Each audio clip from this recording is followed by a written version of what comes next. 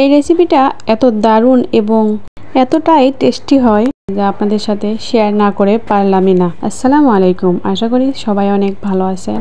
আমি এখানে নিয়েছি আলু ও পেঁপে কুচি, তার মধ্যে দিয়ে দিলাম লবণ, দিয়ে দিচ্ছি হলুদ গুঁড়া, হাফ চামচ পরিমাণ মরিচের গুঁড়া, দিয়ে দিচ্ছি আদা রসুন বাটা, জিরে বাটা, তারপরে দিয়ে দেব এখন পেঁয়াজ এবং কাঁচামরিচ কুচি। সবগুলো উপকরণ আমার দেওয়া শেষ। এখন আমি হাত দিয়ে ভালোভাবে মেখে নিচ্ছি। এর সাথে আমি আর একটা জিনিস দিয়েছি, সেটা হলো বেকিং পাউডার, যেটা আমি দেখাতে ভুলে গেছি। ওটা কিন্তু অবশ্যই দেবেন। আলুগুলো মেখে নেওয়ার সময় একটা জিনিস খেয়াল রাখবেন, যেন আলুগুলো ভেঙে না যায়।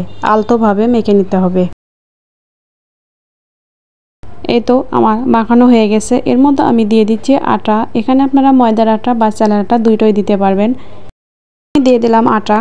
আর আটা দেওয়ার পরে আবার আমি হাত দিয়ে ভালোভাবে এই উপকরণের সাথে আমি ভালোভাবে মিশিয়ে নিচ্ছি। আলু যতগুলো দেবেন আটা একটু পরিমাণে কম দিতে হবে।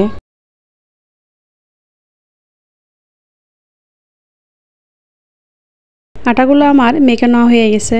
ঠিক এরকম হতে হবে, বেশি নরমও না আবার বেশি শক্তও হবে না। তারপরে চুলার উপরে একটা ফ্রাই প্যান উঠিয়ে দিলাম এবং তেল দিয়ে দিলাম। তেলগুলো গরম হয়ে যাওয়ার পরপরই আমি এখানে বড়ার শেপ করে হাত দিয়ে দিয়ে দিচ্ছি। এরভাবেই আমি একটা একটা করে সবগুলোই দিয়ে দিব। সবগুলো কিন্তু আমি দিয়ে দিয়েছি। এখন এক সাইডে হয়ে যাওয়ার পর পরের সাইড আমি উল্টিয়ে দিচ্ছি। এভাবেই বড়াগুলো আমি সুন্দরভাবে ভেজে নিব। বিকাল হলেই যারা নাস্তা খাওয়ার জন্য নাস্তা করার মতো কোনো কিছু খুঁজে পান না, তারা কিন্তু হাতের কাছে থাকা সহজেই এই আলু এবং পেঁপে দিয়ে এরকম বড়া বানিয়ে খেতে পারেন।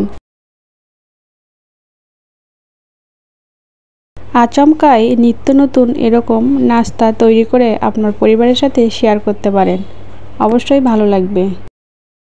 বড়াগুলো কিন্তু আমার হয়ে গেছে, একদম কমপ্লিট। এগুলো কিন্তু অনেক মুড়মুড়ে হয়েছে আর খেতেও কিন্তু দারুণ লেগেছে। আশা করি সবার অনেক ভালো লেগেছে। অবশ্যই সবাই ট্রাই করবেন। ধন্যবাদ।